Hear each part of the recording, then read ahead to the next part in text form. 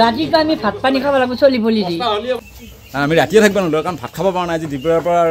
ভাত খাব পৰা নাই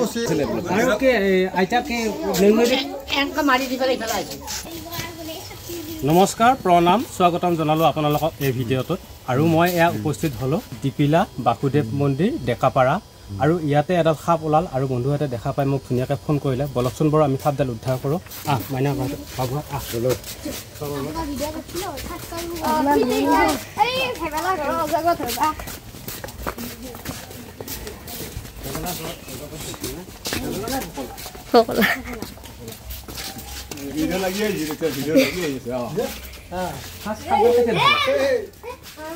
মই নাছিলো মা দেখা হৈছে মা তাৰমানে ভাত ওলাব গৈছিলে ভাত ওলাব যাওঁতে সাপডালে মাৰ ভৰি ওপৰৰ ফালে গুচি আহিছে আহি সাপডালে এই কোণাটোত আছিলে চিলিণ্ডাৰ দুটা আছিল চিলিণ্ডাৰ দুটাৰ কাষত মানে শিল এটা আছিলে এই শিলটোৰ কাষত সাপডালে মেৰিয়াই আছিল তাৰপিছত চিলিণ্ডাৰ দুটা মানে তাত কাম কৰি থকা মিস্ত্ৰীজনে উলিয়াই আনিলা আনি শিলটো আনিব যাওঁতে মানুহ দুজনক খেদিছে সাপডালে তাৰপিছত আৰু তেতিয়াৰ পৰা তাৰমানে আমি আৰু একো কৰা নাই সাপডাল ইয়াতে আছিল তাৰপিছত ফেনাইল দিলোঁ কাষত তথাপিতো গোন্ধত যোৱা নাই তাৰপিছত যেতিয়া ধূনা দিলোঁ ধূনাৰ এটা সাপডালে ইয়াৰ পৰা সেইটো চাইডে গৈছে এতিয়া তাতে আছে সাপডাল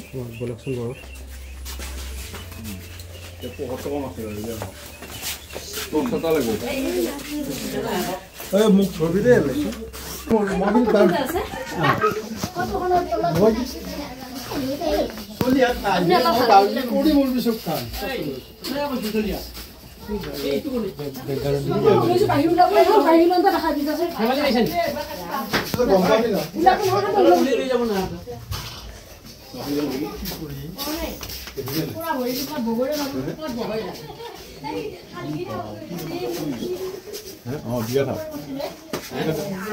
বন্ধুসকল চাওক সাপডাল ধুনীয়াকৈ শুই আছে মানুহৰ ঘৰৰ ভিতৰত এয়া বন্ধুসকল চাওক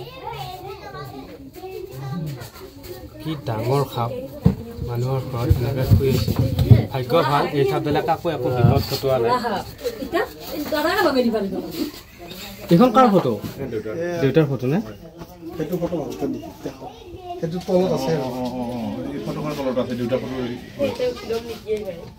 এই চলি মহা মই কোনোবা মুৰ্গী দেই মুৰ্গী কিন্তু তাই নাই মই ডাঙৰ লৈছো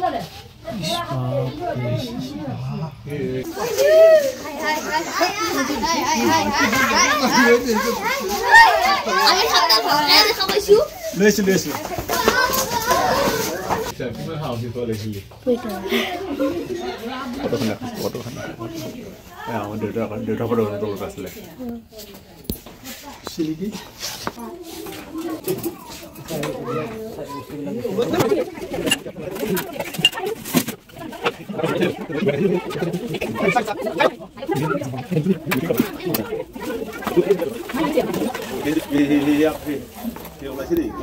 চাওক বন্ধুসকল এইডাল সাপ কি ডাঙৰ আৰু দীঘল সাপ খাদ্যৰ সন্ধানত আহি মানুহৰ ঘৰত শুই আছে আৰু ভাগ্য ভাল এইডাল সাপে কাকো একো বিপদ ঘটোৱা নাই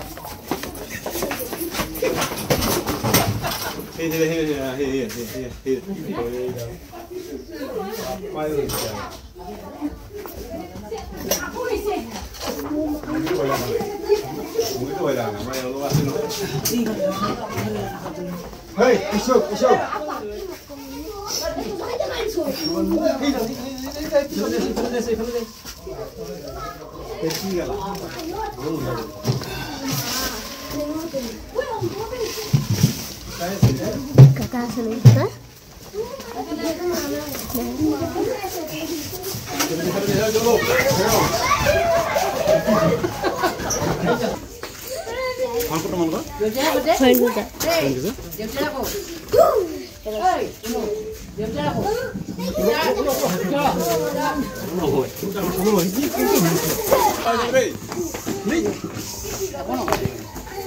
Sana? Mun nengutal mulu gat mari di sini ya kau. Video চাই আছিল আজি নিজৰ ঘৰতে বনোৱা ভিডিও তোমালোকৰ চাই দেখো মোবাইলত কিন্তু আজি নি সাক্ষাৎ মাতিব লগা হলা ফেটি খাপ নহয় এডাল খাপ ফুলাবৰীয়া খাপ মোৰ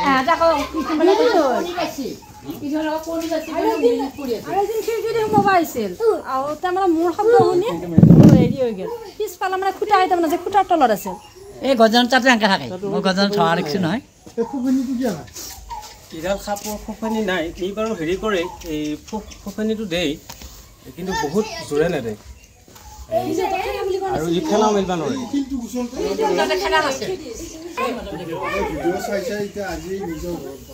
আমি আগত আপোনালোকৰ ভিডিঅ' চাইছোঁ চাই মানে এইটো কথা আমি মানে বিশ্বাস হোৱা নাছিল যে সাপ এনেকৈ ধৰিব পাৰে কিন্তু আজি নিজৰ ঘৰত যেতিয়া এই বস্তুটো দেখা পালোঁ এইটো বৰ আচৰিত কথা আমি মানে সঁচাকৈ আচৰিত হৈছোঁ আৰু এনেকৈ ৰাইজৰ উপকাৰ কৰাটোৰ কাৰণে আপোনালোকক বহুত ধন্যবাদ দিছোঁ থেংক ইউ বাৰু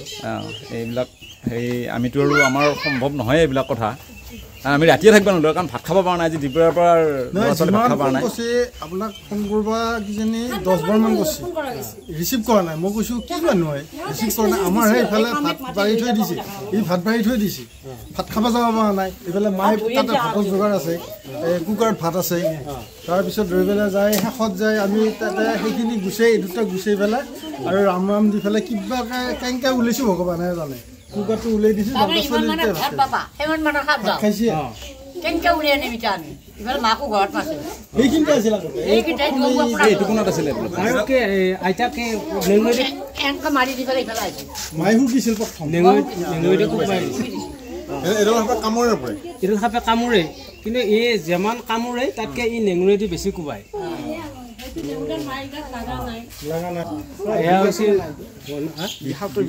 এইডাল সাপ নন ভেনমাছ নাই এইডাল সাপৰ বিষ নাই কিন্তু সেই বুলি এতিয়া আকৌ কামেলি আকৌ হেৰি হস্পিটেলত নাযোৱাকৈ নাথাকিবি আকৌ কাৰণ এইগিলা সাপৰ বিষহে নাই কিন্তু বীজাণুটো আছে বুজি পাইছেনে আমি মানুহ কামেলিয়ে হস্পিটেলত যাব লাগে মানুহ কামেলিয়ে হস্পিটেলত যাব লাগে কুকুৰা কামেলিও হস্পিটেলত যাব লাগে মেকুৰীয়া কামেলিও হস্পিটেলত যাব লাগে আৰু এই সাপে কামেলি আকৌ হস্পিটেলত নাযোৱাকৈ নাথাকিবি আকৌ যদিও নন ভেনমাছ নাই তথাপিতো হস্পিটেলত যাই পেলাই একবাৰ দেখাই আহিবি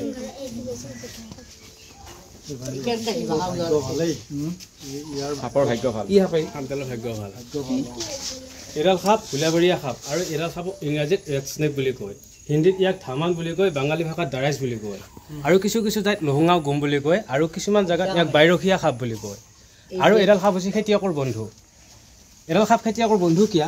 ই বেছিভাগ হেৰি থাকে পথাৰত থাকে পথাৰত ডালফলীয়া এন্দুৰ নিগনি এইবিলাক খাই ই ভোজন হিচাপে গ্ৰহণ কৰে বেং এইবিলাক খায় ঘৰত কি দিছিলে আৰু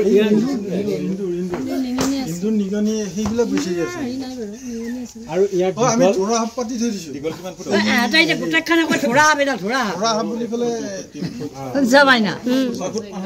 এতিয়া বৰ্তমান এডাল সাপৰ গাত 6 ফুটমান আছে কিন্তু ইয়াৰ দীঘল টোটেল 9 ফুট 10 ফুট দীঘল হয় পুৰা ঠাণ্ডা নেকি না সাপটো আহিলে সাপৰ গাটো ঠাণ্ডা ঠাণ্ডা না তেৰ লাগিছে নাই নাই এভৰি ৰচন না কোৰ লাগিছে ঘৰৰ ভিতৰত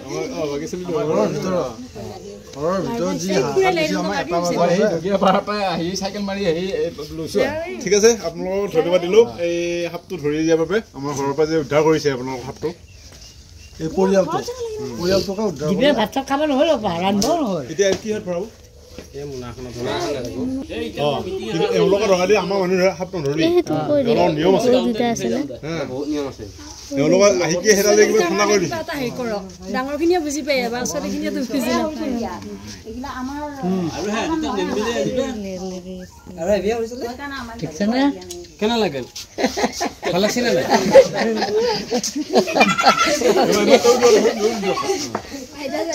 ভাল লাগছে নে নাই বঢ়িয়া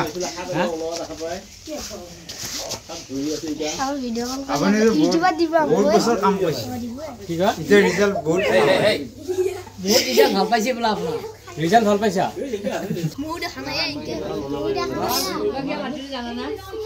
দিনটো সাপকা ৰখিব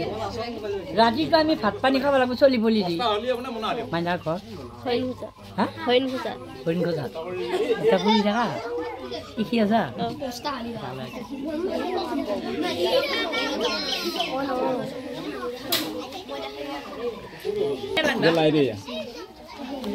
ঠাণ্ডা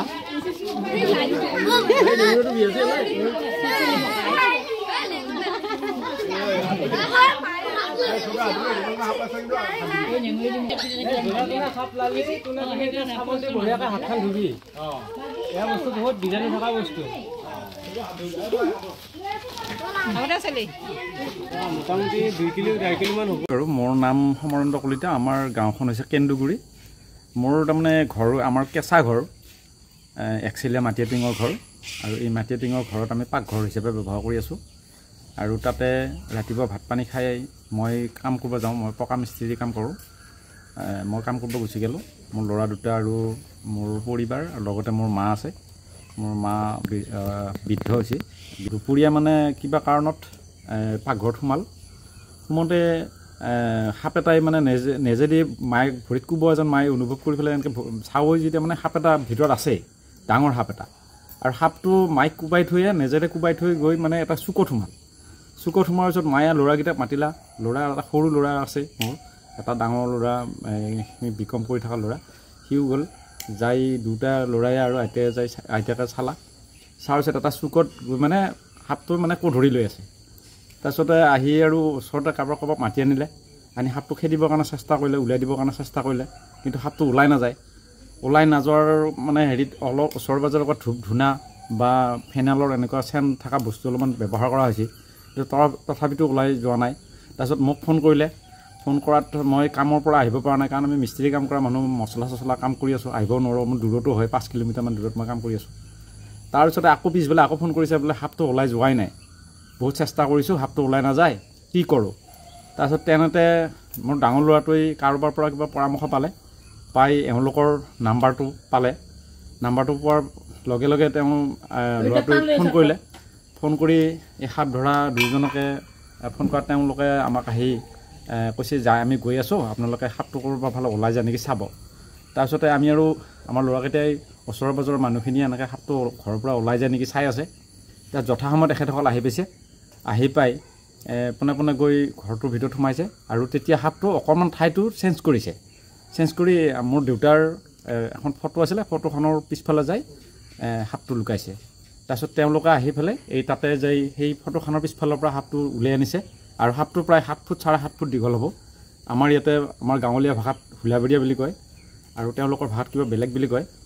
গতিকে সাপটো তেওঁলোকে বৰ ধুনীয়াকৈ ধৰিছে কাৰণ যিহেতু আমি সাপটো মাৰাৰ আমি চেষ্টা কৰা নাই কাৰণ আমি জানো এইবিলাক বন্যপ্ৰাণী মাৰাটো অপৰাধ আৰু যিহেতু সাপটো মানুহৰ জীৱনৰ এটা উপকাৰী জীৱ গতিকে উপকাৰী জীৱ যেতিয়া আমি সেইবিলাক বস্তু মাৰাৰ কথা আমি চিন্তাই কৰিব নোৱাৰোঁ গতিকে তেওঁলোকক মাতিছোঁ আমি সাপডাল ধৰি নি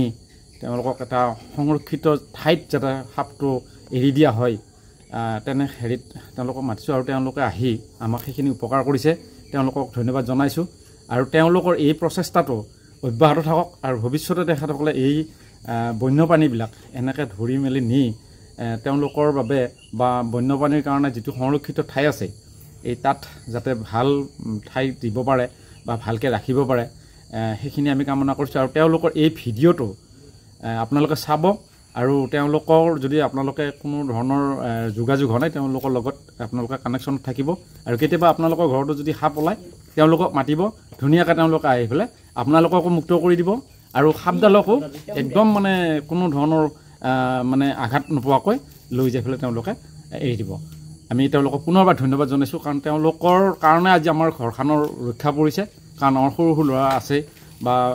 বুঢ়া মানুহ আছে গতিকে আমি দিনত আমাৰ এই পাকঘৰত সোমাইছে গতিকে আমি পাকঘৰত আমাৰ দিনত কোনো ধৰণৰ মানে খোৱা লোৱাৰ ব্যৱস্থা আমি কৰিবই নোৱাৰিলোঁ গতিকে তেনেকুৱা অসুবিধাৰ কাৰণে তেওঁলোকে আহি যিখিনি আমাক উপকাৰ কৰিছে তেওঁলোকক ধন্যবাদ দিছোঁ আৰু তেওঁলোকৰ এইটো আমি সদায় আমি স্বীকাৰ কৰি যাম তেওঁলোকে যে এনেকুৱা কাম এটা হাতত লৈছে আৰু তেওঁলোকে এই ভিডিঅ'টো আপোনালোকে যদি পায় শ্বেয়াৰ কৰি দিব নাপাহৰিব থেংক ইউ বন্ধুসকল আপোনালোকে দেখা পালে মই ধুনীয়াকৈ সাপডাল উদ্ধাৰ কৰি লৈ আহিলোঁ এতিয়া আমি ধুনীয়াকৈ এৰি দিম এয়া ডাঙৰ জংঘল হয় ইয়াতে মানুহৰ ঘৰ পৰিবাৰ নাই বন্ধুসকল মানুহকো আমি সাপৰ পৰা দূৰ কৰি দিছোঁ আৰু সাপকো মানুহৰ পৰা দূৰ কৰি আনিলোঁ এতিয়া বন্ধুসকল আমি ধুনীয়াকৈ ইয়াৰ জংঘলত এৰি দিম চাওকচোন বাৰু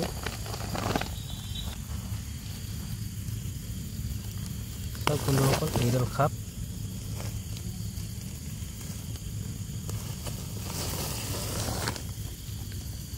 ধুনীয়াকৈ চাই যাই আছে চাওক বন্ধুসকল কি ডাঙৰ আৰু কি দীঘল সাপ এয়া বন্ধুসকল এটা ধুনীয়া জংঘলত যাই আছে ইয়াতে খাদ্য বিচাৰি ই জীৱন যাপন কৰিব পাৰিব আৰু মানুহৰ ঘৰত থাকিলে হয়তো কেতিয়াবা মানুহক লোকচান কৰি দিবও পাৰে সেইকাৰণে আমি ধুনীয়াকৈ ধৰি আনি জংঘলত এৰি দিলোঁ যদি ভিডিঅ'টো চাই ভাল লাগিল তেতিয়াহ'লে ভিডিঅ'টোত এটা লাইক কৰিব বুলি মোৰ আশা থাকিল ধন্যবাদ